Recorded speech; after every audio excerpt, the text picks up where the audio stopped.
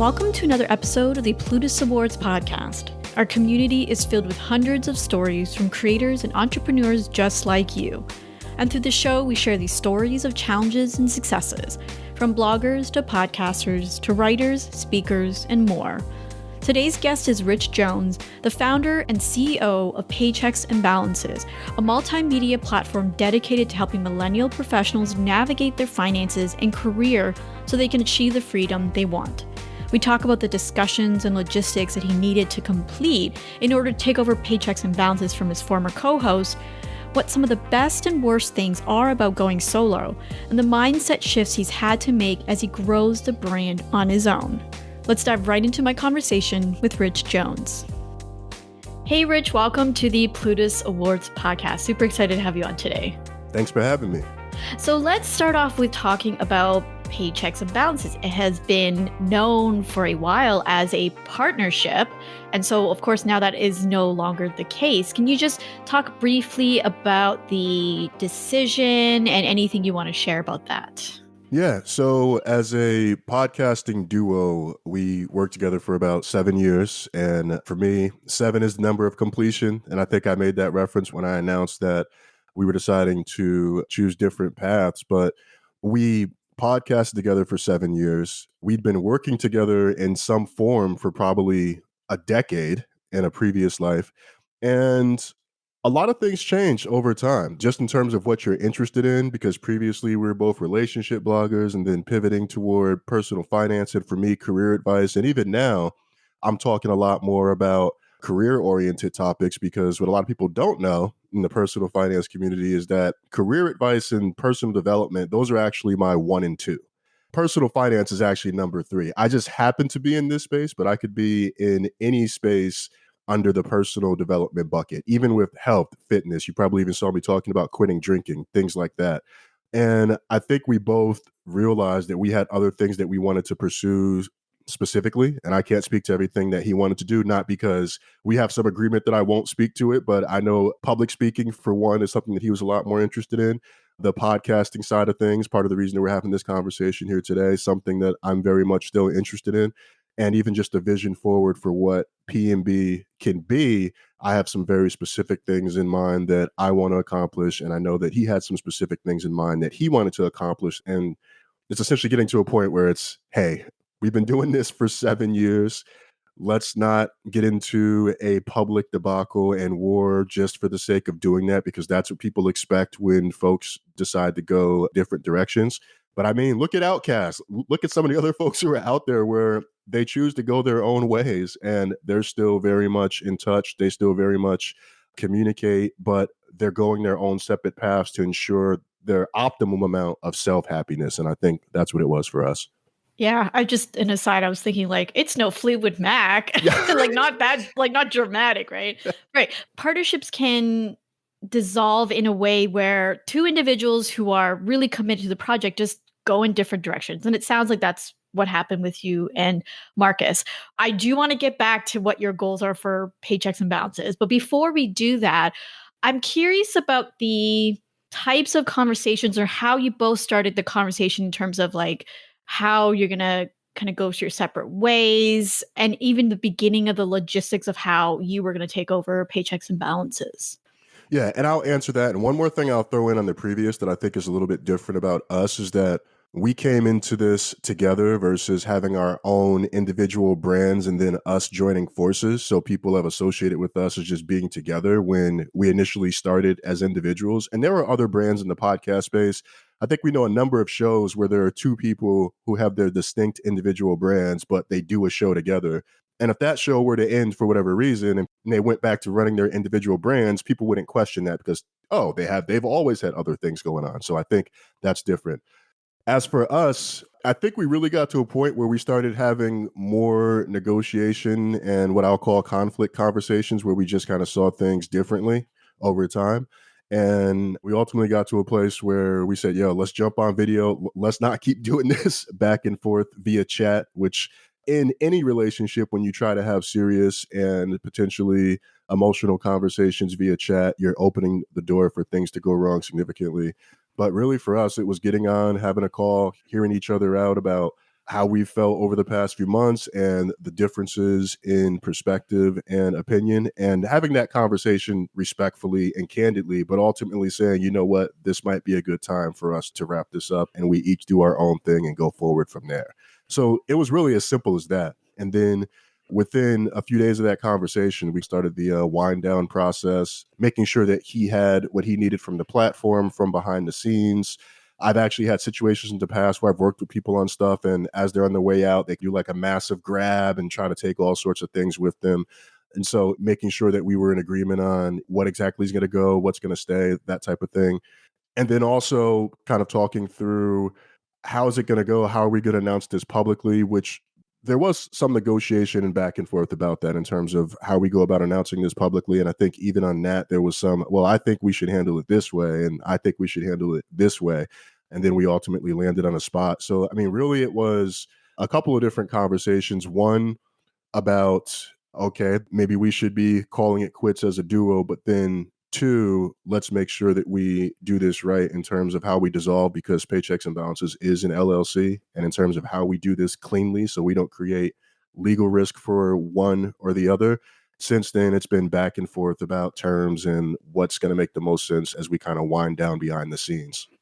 Yeah, I mean, it sounds like there's just a lot of honesty and commitment to both your relationship as, well, now previous hosts of Paychecks and Balances, and even I would assume a friendship.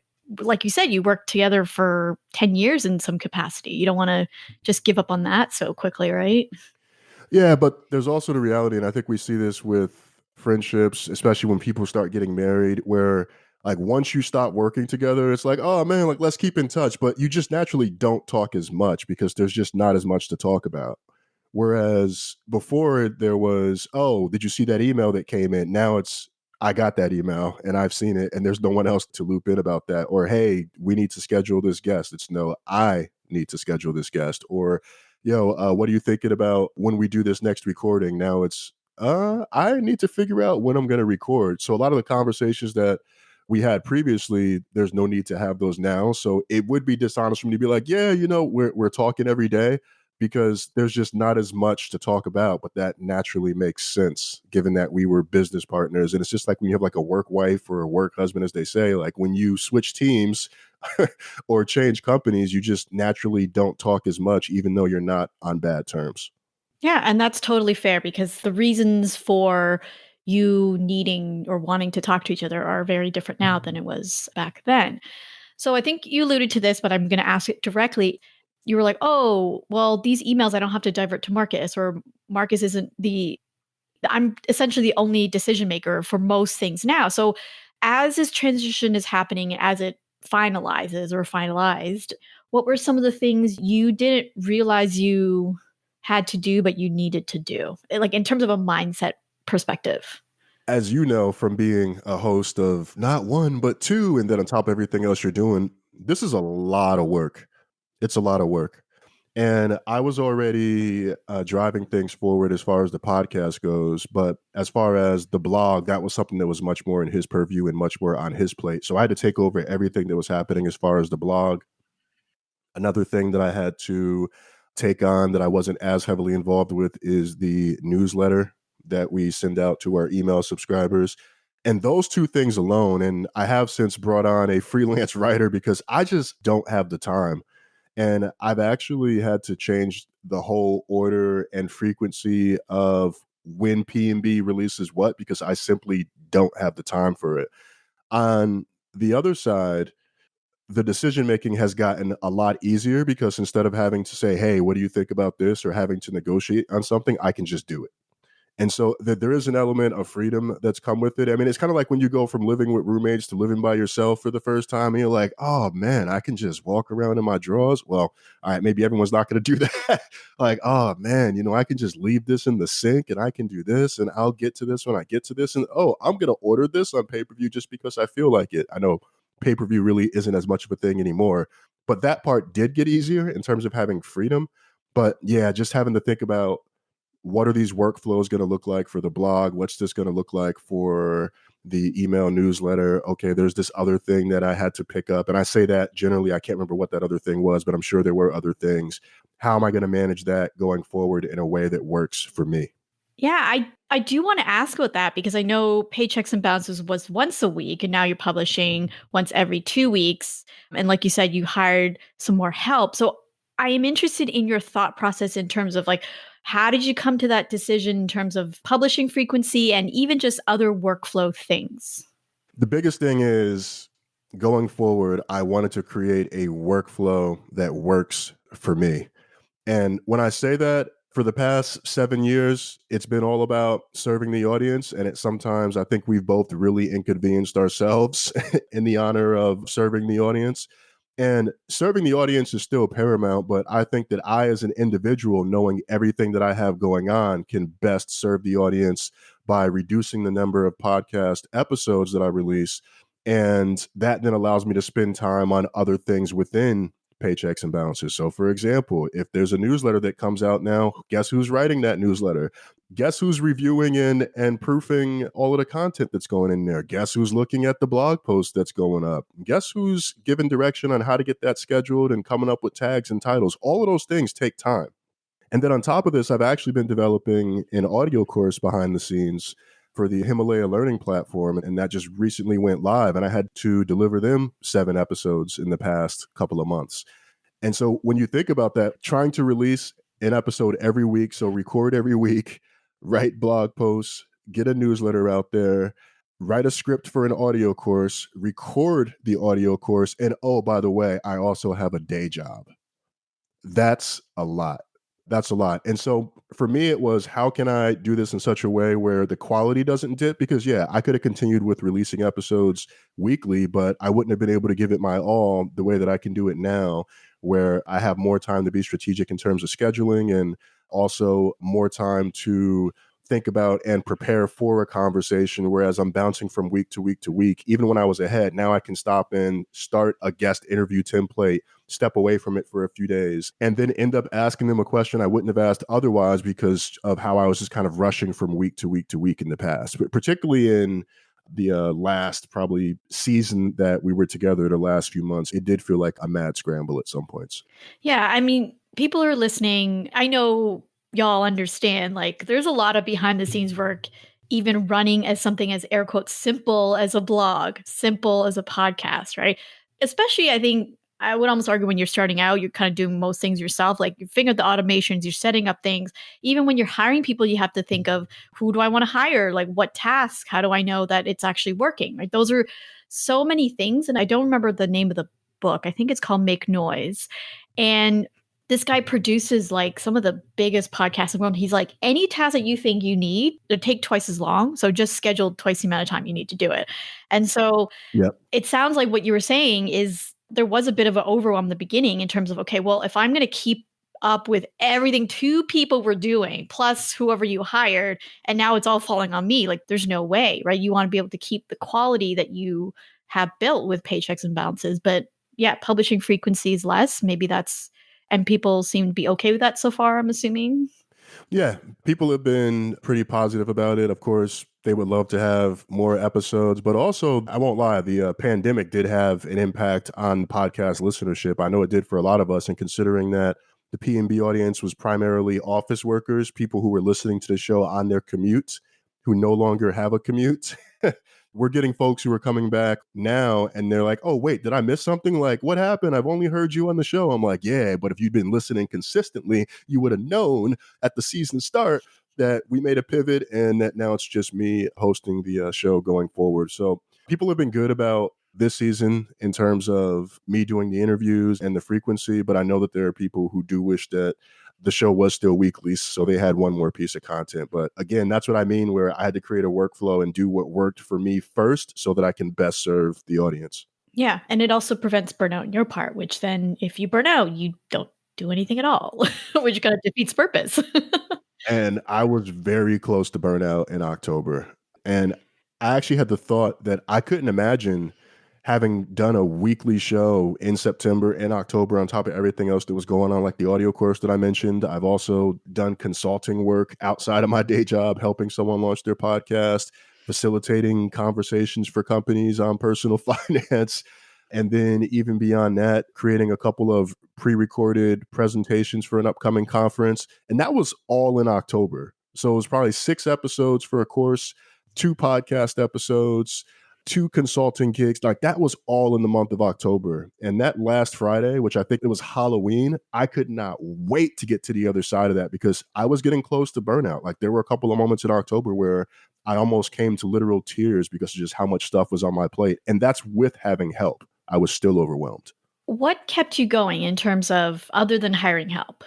I'm deeply committed to the space. I think, like I said earlier, personal development is my number one passion. And I think that personal finance, professional development are under the umbrella of personal development.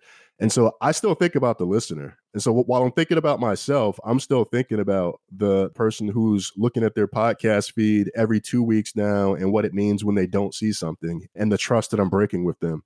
And selfishly, one of the last things that I want right now is for the quality of the show to go down and the consistency of the show to go down because of what happened, because then it becomes a, man, ever since they split, like the quality of P&B has really gone down. And that's like the last thing I want. And I can admit that. Like I've had that thought, like, I don't want the quality to go down. I don't want the quality to go down. And have that be associated with me just knowing how much I've given to this over the course of the years. I'll also say, everything that I talked about for October, those were ultimately good things. All of that stuff I was working on, they were positive. It was just a mistake I made in terms of overcommitting and and not understanding how much work it was going to be to have all those things on my plate at once. And I mention that because I've actually enjoyed everything that I've been doing. I've enjoyed being able to make decisions. I've enjoyed being able to be more thoughtful about episodes. I've enjoyed having solo conversations with guests where I don't have to withhold a question or step back to make space. I've enjoyed being able to do that. I do want to stress it's a good thing. It is a matter of like commitment and all that. I think I've certainly been there. Last month, I don't know, maybe it's something in the water because that's how exactly I felt. And many, many other people in this Plutus Awards space have felt the same way. So I'd like to know if there's something in the water. Um, I love what you said about being deeply committed to the brand and even the mission. And yeah, it's fine to admit like you want the quality to be what it was before Marcus left. And in a way, it's just making sure that the brand is still what it is before he left, right? Like that it can kind of live on almost beyond you. That's kind of the sense I get. And going back to the beginning, you said you had all these things you wanted to accomplish, the direction you wanted to take for Paychecks and Bounces. Can you share what some of these are? Oh, it's very clear. I mean, I've been thinking about this for literally a decade. And part of the reason it's been hard to do over the course of a decade is that I've always been part of a group brand where there's multiple people behind it. And it's been hard for me to just like power forward and do what I wanted to do. But most people know Paychecks and Bounces as a podcast. Folks know it as a blog from the Plutus Awards last year, Best Millennial Generation Z blog. Yay, fantastic. That's awesome. But for me, I've always wanted to have a multimedia platform and a multimedia company. And that's even how I describe Paychecks and Bounces now. So a podcast is just one part of it. The blog is a different part of it. The email newsletter, in terms of what that looks like, the frequency. I think a lot of us subscribe to newsletters like Daily Skim or The Brew or The Hustle. And I've been thinking about something like that for a while now. Consulting, in terms of helping companies start podcasts or helping individuals start podcasts.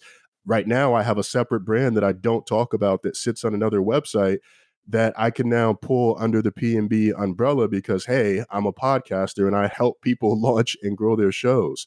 I also want to do more by way of writing. I was a writer before I was a podcaster. And part of the reason I went back to twice a month is so that I can create more space for that. But then I also have like another website that's sitting out there that's all personal development and motivation focused that I haven't touched in years because it hasn't really fit within this joint brand that now I can pull under this umbrella. So for me, Paychecks and Bounces, that might be the top level company name, but I've always imagined that kind of being like the umbrella company. And then I have several ventures that operate underneath this. And I'm in a spot where I'm hiring a team and, Paychecks and Balances isn't just Rich in the podcast. Paychecks and Balances could be a personal development website. It could be a newsletter. It could be a podcast. It could be a blog. It could be named something completely different, but ultimately it's associated with this general brand that's really with the goal of helping people find and achieve the freedom that they want out of life. Freedom is the consistent thing through everything that I do. And I'd say that's probably the biggest thing that also keeps me going. You see it show up in the podcast and what we're talking about, how I operate on social media generally. And one of the other sites that I have just sitting there, it's literally called The Freedom Chase. And it's a site that I've had for years now. And so I'm really excited to take some of these projects that I haven't promoted as much and bring them under the PNB umbrella and tie everything together and also give people the fullest representation of me and what I'm about, because I do think over the course of the years, and I think some of this comes with being part of a duo, that I don't think people have gotten to see the full me at the level that they're probably seeing me now. Like even with this season of the podcast, and I'll just say this real quick, I've had people reach out and say, wow, I've been listening for a long time now, and I never knew this thing about you, and I never knew that thing about you. And I've been podcasting for 7 years, and we have people who've been listening for 7 years. And so the fact that I'm getting those types of comments in the last few episodes where people are like, I never knew this thing, that tells me that I now have the space to be more of my whole self and operate in alignment with the full person that I want to be and the full experience that I want to create for other people. And so I think all that keeps me going too. That's amazing. So, would you say you're hopeful in terms of Paychecks and Bounces helping you elevate your personal brand as well, or your personal brand's going to be tied into Paychecks and Bounces? Yeah, my personal brand is going to be tied into Paychecks and Bounces. And I think even if you look on Instagram is probably the biggest example beyond the podcast itself, but previously it was just a PNB logo and I put my picture on the Pay Balances account because this is me. I am the person behind this. And what I don't want it to become is this is just like some company where it doesn't have a voice or person and everything is we, but you never know who's part of the actual we. Like you will always know that I am behind something P&B related, even if I'm not the person hosting it or the person writing it. And some people might be like, oh, what does he have on the horizon? He said, even if he's not the person hosting it. Well, yeah, there will come a point in time where I'm going to have additional people on the team, and just given even like the thoughts of like having like my own podcast network, there will come a point in time where there's P&B audio that's not hosted by me. Now that's not happening anytime soon, but that's also part of the vision. I think I'm very good at identifying talent and being able to say like, oh, this person has a fantastic idea. I would love to teach them, give them all of the pointers and all of the knowledge and have them be part of my network. So there's a lot of things like that where I'm super excited about, and people will always be able to tell that I've had some involvement in it because of one, the quality, and then also two, the message. You can just hear it in your voice how excited you are. And I'm really excited to see where this is going to take you. So, one last question is, if there is one lesson, the biggest lesson that you've learned throughout this entire transition, what is it? Yeah, it's going to sound kind of basic, but have a formal agreement in place from the start. I think we were very handshake about things, but when it came time to actually talk about dissolving the business or a buyout, having conversations with lawyers and professionals, and they're like, so where's the operating agreement? And where's this? And it's like, we talked about it.